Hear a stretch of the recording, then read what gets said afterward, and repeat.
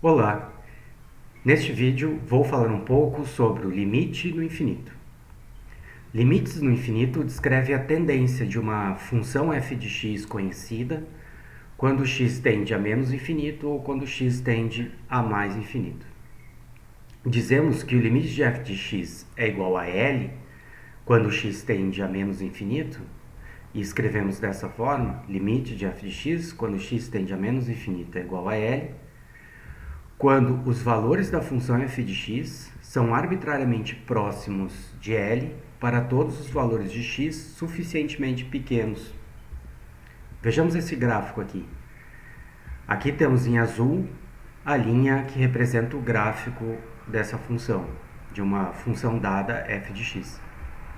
Para valores suficientemente próximos de x, marcados aqui a partir dessa linha tracejada verde, para cá, para a esquerda, podemos observar que os valores da função ficam todos próximos do valor L. E quanto mais nos afastamos na direção de menos infinito, mais próximos esses valores ficam. De forma mais precisa, podemos ficar arbitrariamente próximos de L, desde que tomemos x suficientemente pequeno. De forma análoga, escrevemos que o limite de f de x, quando x tende a infinito, é igual a L, quando os valores da função f de x são arbitrariamente próximos de L para todos os valores de x suficientemente grandes. Então vejamos este gráfico aqui agora. Temos aqui o gráfico da função f de x e podemos observar que para x suficientemente grande, todos os valores da função ficam próximos de L. Então, conforme o x vai aumentando de valor, os valores da função vão se estabilizando próximos desse valor de L.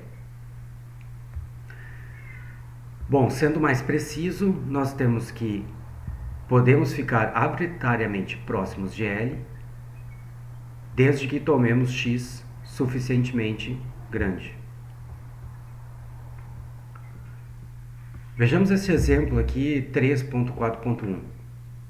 Nós temos aqui o gráfico da função f de x igual a 1 sobre x. Bom, vamos tentar inferir quanto será o limite de 1 sobre x quando x tende a menos infinito. Então, queremos ver a tendência da função para valores de x tendendo a menos infinito, ou seja, para essa direção, para cá, para a esquerda. Queremos saber o que acontece com os valores da função. Podemos notar pelo gráfico que, ao irmos diminuindo os valores de x, os valores da função vão tendendo a zero. Então, com isso, podemos inferir que o limite de 1 sobre x, quando x tende a menos infinito, é igual a zero, pelo gráfico.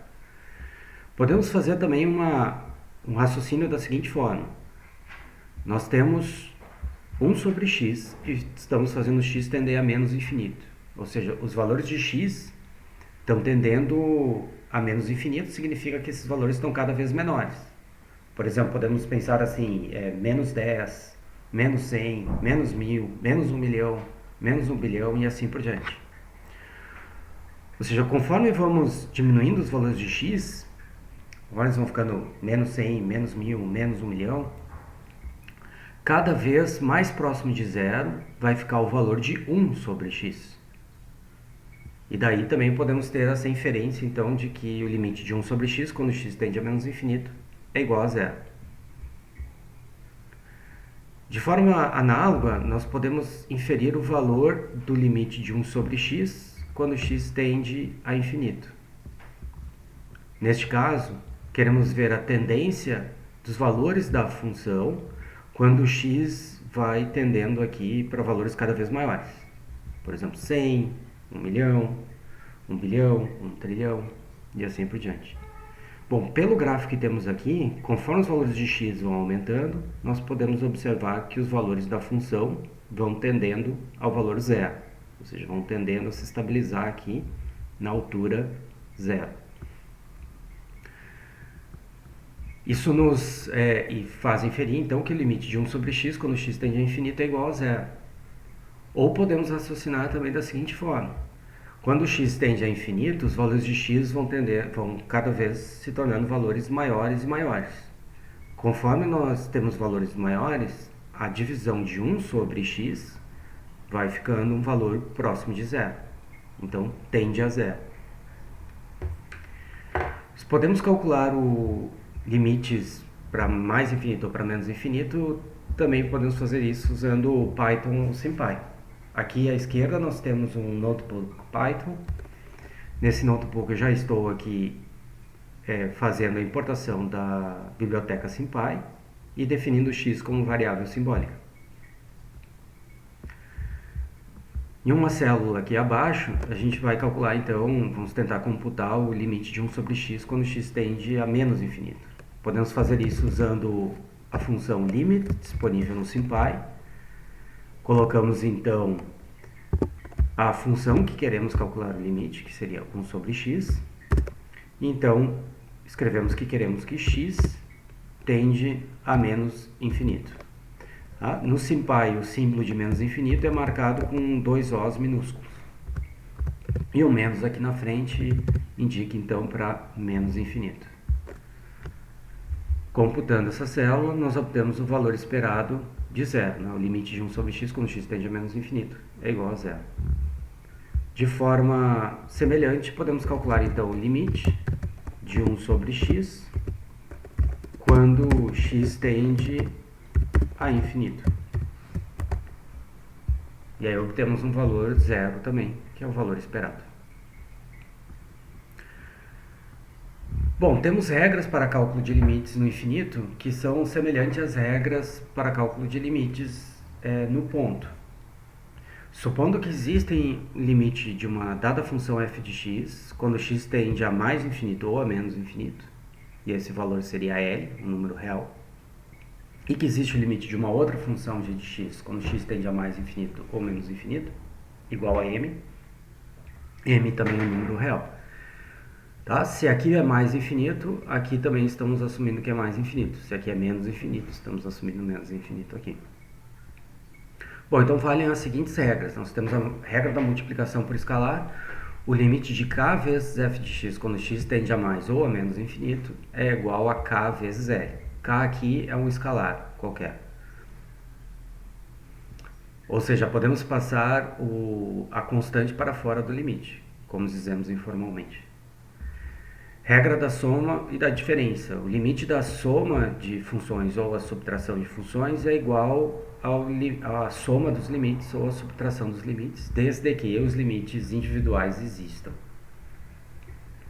Regra do produto. O limite do produto de funções é igual ao produto do limite, ou exatamente o produto do limite. Regra do quociente. O limite do quociente de duas funções é o quociente dos limites. Aqui, além do limite individual da função f e da função g ter que existir, nós ainda precisamos que o limite do denominador, que é o limite da g, seja diferente de zero. E temos a regra da potência. O limite de f de x elevado a uma potência k é igual ao limite da função, o resultado então é elevado à potência k. Aqui, além do limite da f de x ter que existir, nós também ainda precisamos que o resultado desse limite, quando elevado na k, seja um número real. Bom, vamos ver uma aplicação de algumas dessas regras. Nós temos aqui o exemplo 3.4.2. Vamos calcular o limite de 1 sobre x ao quadrado mais 1 quando x tende a infinito.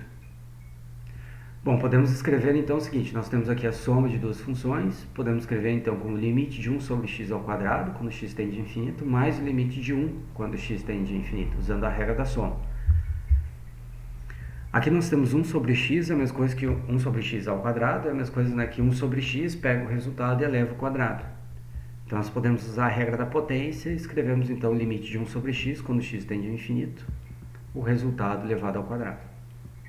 Esse limite aqui, o limite de uma constante, quando x tende a infinito, é igual a 1. Esse limite de 1 sobre x quando x tende a infinito, nós acabamos de computar nós temos aqui, e o valor é zero. Então, aqui esse limite tende a zero, nós ficamos então com 0 ao quadrado mais 1, que é igual a 1. Podemos computar aqui usando Python e SymPy. Para fazer isso, nós usamos então a função limit.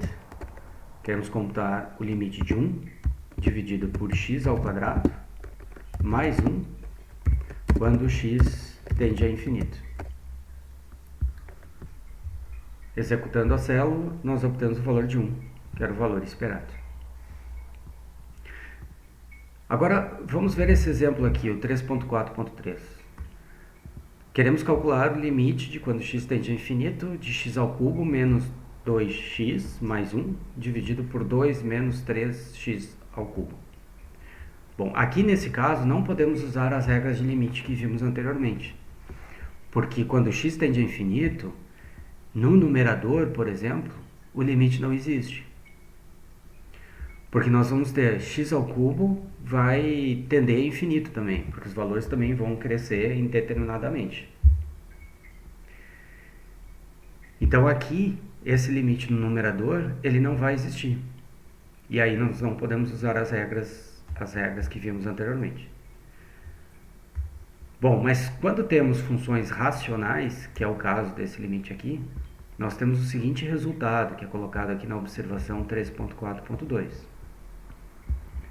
Quando estamos lidando com funções racionais, ou seja, polinômio dividido por polinômio, e estamos calculando o limite para x tendendo a mais infinito ou a menos infinito, o que ocorre é que esse limite ele fica determinado apenas pelos termos de maior grau no numerador e no denominador. Então, se temos aqui no numerador um polinômio que o maior grau é o termo an x na n, e no denominador o termo de maior grau é o bm x na m, então esse limite da função racional é igual ao limite da razão apenas do termo de maior grau dividido pelo termo de maior grau no denominador. Bom, talvez fique mais claro quando olhamos o exemplo 3.4.4. Temos o limite de x ao cubo menos 2x mais 1 dividido por 2 menos x ao cubo quando x tende a infinito. O termo de maior grau no numerador é x ao cubo e o termo de maior grau no denominador é menos 3x ao cubo. Então esse limite ele é igual ao limite de quando x tende a infinito de x ao cubo dividido por menos 3x ao cubo. Podemos então fazer a simplificação do x ao cubo com x ao cubo, ficamos com 1 dividido por menos 3, que é o valor desse limite. Verificando aqui usando o Python e SymPy, nós queremos então computar o limite de x ao cubo menos 2 vezes x mais 1, isso dividido por 2 menos 3 vezes x ao cubo, quando x tende a infinito. Computamos essa célula e obtemos então o valor de menos 3, que era o valor esperado. Muito bem, esse vídeo encerra-se por aqui. Desejo a todas e todos ótimos estudos.